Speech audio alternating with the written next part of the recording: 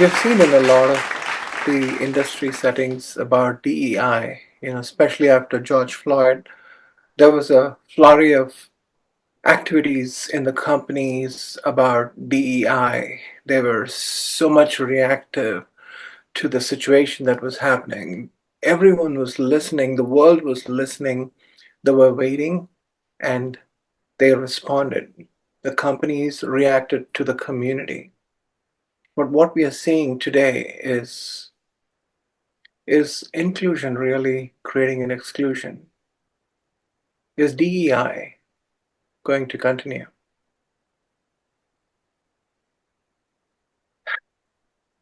My name is Celia Sandhya Daniels. My pronouns are she and they. I'm an immigrant. I'm an Asian. I'm an entrepreneur. I've been in the healthcare industry for more than 30 years, worked in the life sciences world, the healthcare world, as a brown businessman. I was so successful. I did everything possible. I won lots of laurels, had a P&L of like 250 million. I managed a large team across the globe. But when I came out as Celia, because of my gender incongruence, which I will explain later, I was much lower in the food chain. Not even considered as a woman, but probably a trans woman, and I was thrown in the bottom of the food chain. My salary dropped by 40%. We talk about equity, we talk about being nice to people, we talk about working with people. I am professional, I am a business person. I can do everything that anyone does today. I walked in the shoes of a brown, successful businessman before I walked in my heels. Where is equity? Where is equality? It's a question that I ask even today. After I quit my job in the last company that I was working after 25 years, I wanted to go back into the corporate world as Celia. So I went to a trans job fair in LA. And these were probably more than 50 companies. They were having rainbow flags and they said, "We are inclusive. We want people like you. Please come and join. We are very much open to hiring people like you. We want to empower people like you." I walked in, I put my resume on the table at one of the booths there, and this person was a senior vice president from a financial company. She looked at my resume and she said, "Wow, Celia, I didn't think trans people are so educated." Mm. And I said, "What do you mean?" She said, "No, don't take me wrong. It's just that we hire trans people more for blue collar job, like working in a restaurant, just, receptionist or coordinating something, an executive assistant. And we love hiring trans people, but I don't know if we have this kind of position for you because you are a senior director in a big multinational firm, and I don't think we can bring you in because you are so qualified." And I said, "Okay, I get it. I understand what you're trying to say. I'll work with you. Just get me an interview, one interview in front of your executives." She said, "Celia, I'm telling you it's probably not going to work." I said, "Why not? I get it, but please try." She came back to me after a week and said, "I'm so sorry, Celia. The executive team is full of white old men. Even if they call you in, they're just gonna check a box." I'm a professional. Being trans is not my agenda. This is not a lifestyle choice. I want to be hired for who I am. I'm a professional. I'm good in what I do. Can you get me a job? based on my qualification, my experience, my background, my laurels that I won with my clients. I've got the Best Supplier of the Year award for my company twice in a row with a $26 billion biopharmaceutical. Why am I being excluded when you said you include people like me? And that's the question that I ask even today. For a year, I didn't find a job because companies are willing to hire. They are willing to be inclusive. They love the underrepresented communities. They want to make a difference in the corporate sector. Most importantly, they want to humanize the workplace. They say, hey, we want to do that. But why am I excluded? Because I'm overqualified? Because you didn't expect that people like me can be CEOs of a company? I think that's what it is, right? And that's what happened. It was so alarming to me, and I didn't know what to do. So I applied for a job for all these companies, and I was unable to get into any of these companies.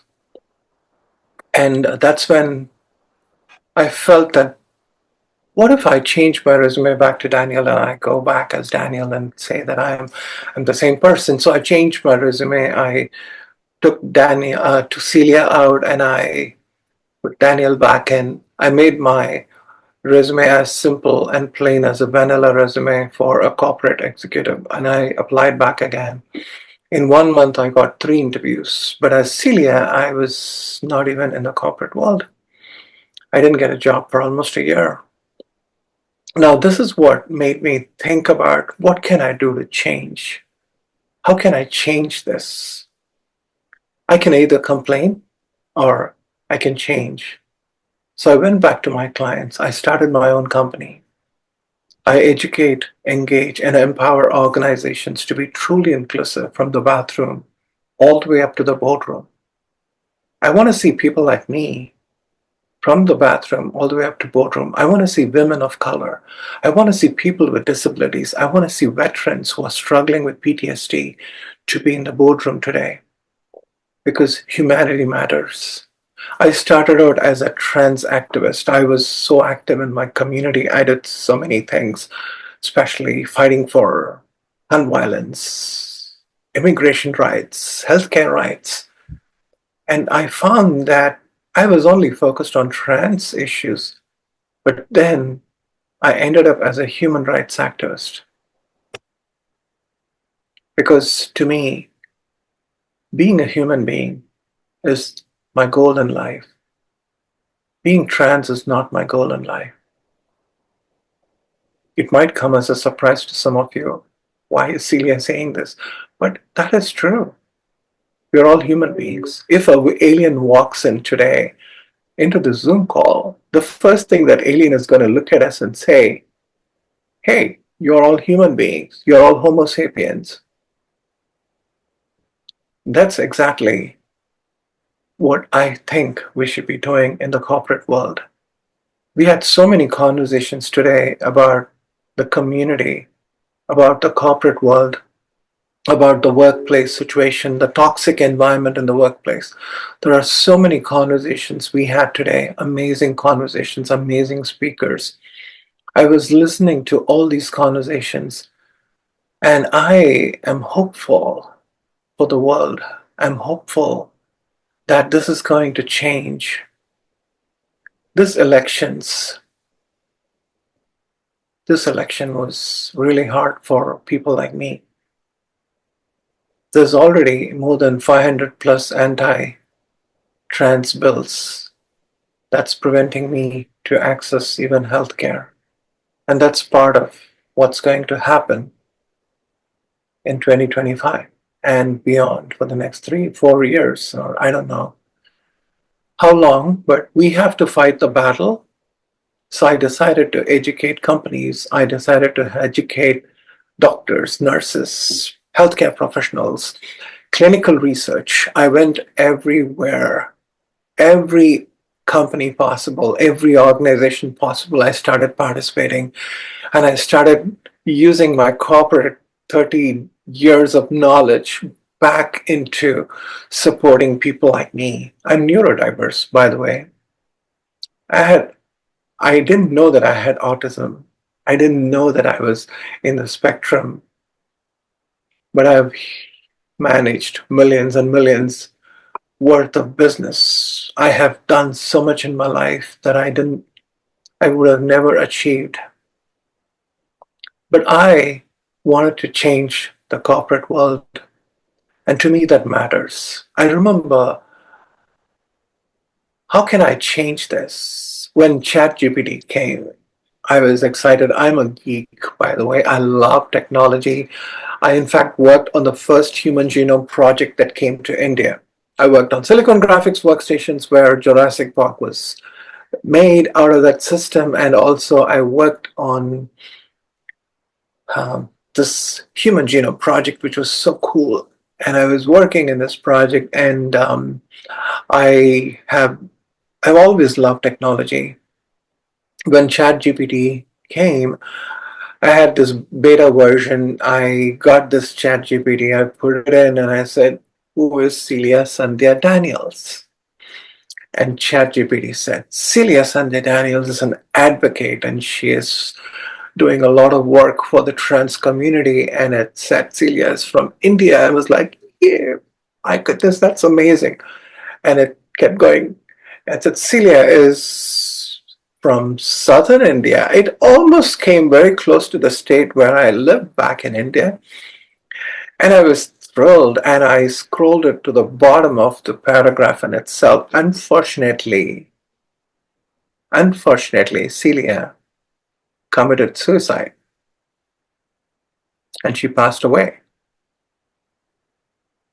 What? I'm alive. I'm alive and kicking. But what's going on? This is what happens when you have lack of data about people like me.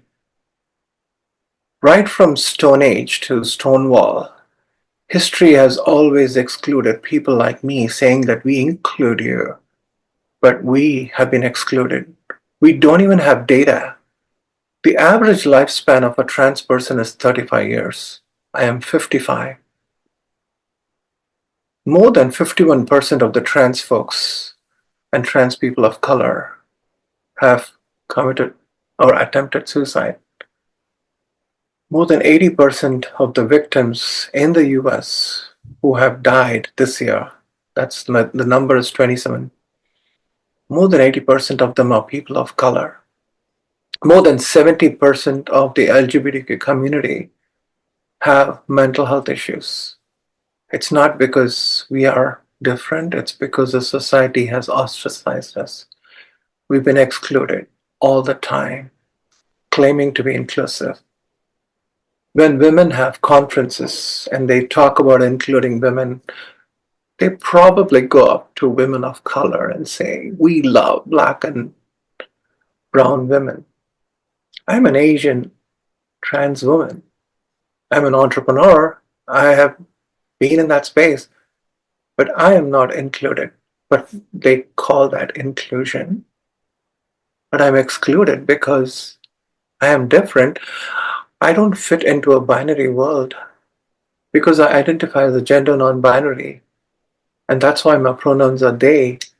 And I'm a feminine presenting gender non-binary person, and that's why my pronouns are she and they. And I'm proud of who I am. But how do I change the society? How do I change the way people perceive me? An Asian Indian immigrant trans woman, a parent of a 24-year-old amazing daughter, married to a cisgender woman for 27 years, and we live together. We normalize things. I'm not someone who is a crazy person that you see in the media. I'm not a drag queen. I'm not a person who's a sex worker, but that's exactly what people tell me when I walk into the bars for a happy hour with my friends after the office hour. There was a man who walked up to me and said, "How much?" And I said, "What do you mean, how much?" He said, "How much? You are a trans. Aren't you into sex work?" Wow. I said, "No, I'm not." And I was shocked and I walked away. Are we talking about inclusion? Are we truly including people today? More than 41% of the ads, and I would say 41% of the money that was spent on the anti-trans ads this year in the election cycle. We are just 1.7 million people in this country, but the amount of money, the amount of demonization that happened towards a person like me is off the charts. I didn't do anything wrong. I just want to survive. I want to live in this community. I want to contribute. I'm a citizen of this country. But why would you exclude me? Why would you take away my health care? Why do you take away my rights? Why do you take away our rights even to participate in sports? Even when 0.001% of trans person is joining in sports, you put a policy in Utah and said people like me cannot participate in sports. I get it, but I'm not here to take away your rights. I want to be included. Are you including me or excluding me? When I was lying in the gurney in the hospital, when my license says X on it, which is gender non-binary, the nurse came, took my license, looked at me, took my license, heard my voice, and she entered an M into the system. Then my California license said X. Are we truly including people like me? Am I trying to change the society? I want to be included. I don't want to be exclusive. I want to be inclusive. And like I want to be inclusive, I want to be included as well. And that's what I started doing. I started creating inclusive clinical practices, educating doctors all the way, not in North America, but across the world. I went to the trans community in India where they were doing medical research on the almost 200 trans women there. And I spoke to that medical director and I said, you got to change the system because the way you're running this has to be more inclusive. You are still doing the surgery, but you're still calling them women, while they are trans women.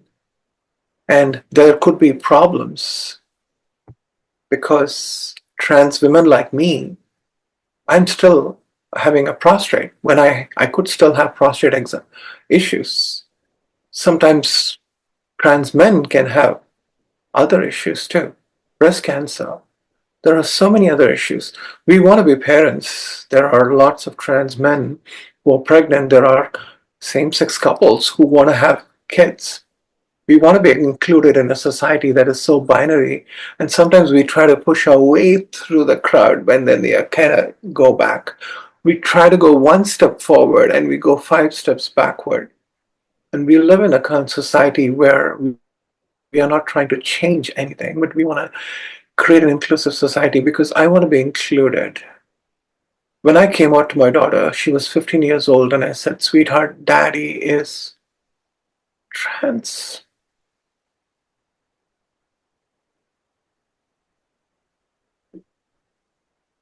It was one of the most difficult conversations I had with my daughter because I thought my daughter will never accept me. She's an amazing advocate for me today. She's 24 years old.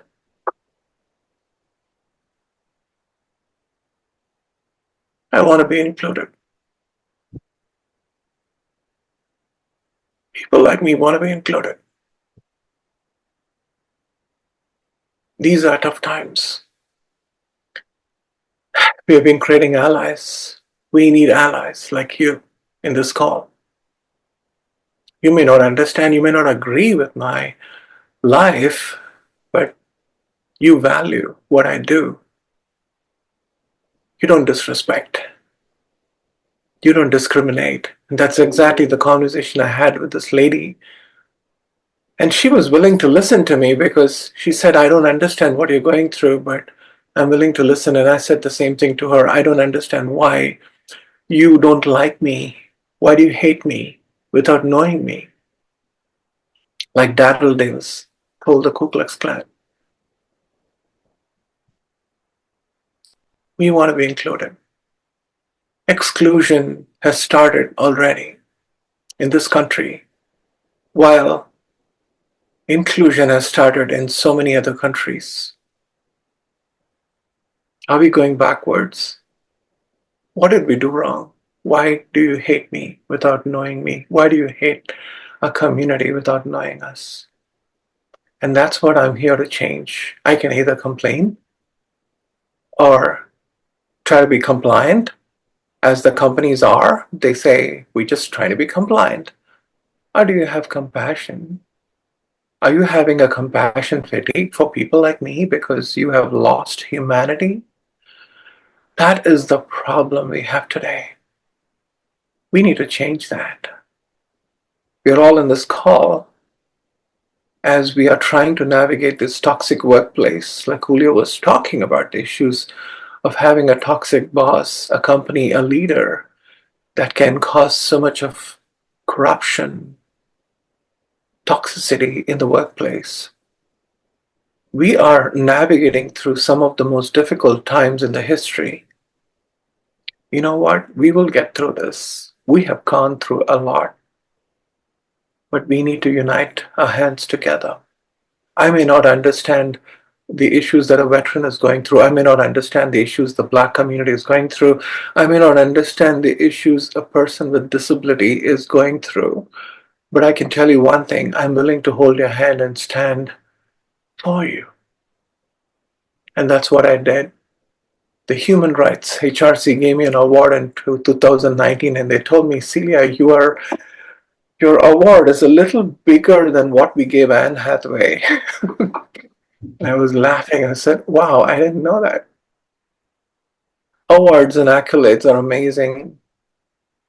Like what Brian was talking about, everybody gets an award. I have tons of award in my shelf, but each time I look at it, I'm reminded of the community. I'm reminded of the work that we have to do. I'm reminded of how much we need to work towards it. It keeps me motivated. And that's what is this all about. It's all about striving to make our world a better place, working together, holding each other's hands, and making sure that our voices are heard. Today, I introduce myself as, hi, my name is Celia Sandhya Daniels. I'm an entrepreneur. I'm a musician. I'm a blogger. I'm married to a beautiful woman, and we've been married for 27 years, and we still live together. I have an amazing 24-year-old daughter who works for the state of California. I'm a musician, blogger. I love hiking. I love snorkeling. I had like 8 cats in my house at one point. And well, by the way, I'm trans. Because that is not my agenda in life. My goal in life is to be a human being. And I'm here in this call. And for folks who are listening to this conversation, I want you to know that you are listening to this conversation because you want to understand, you want to know how to be a better person.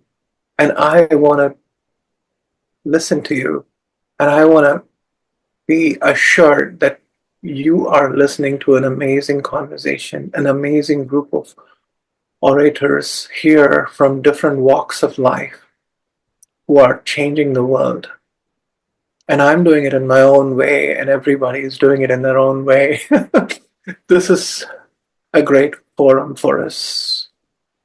And we are here to change. And I want to thank each and every one of you for the time that you put in for creating this meaningful, inclusive space for letting others share their voices, the tears, the laughter, the fun, the joy, their successes, the failures.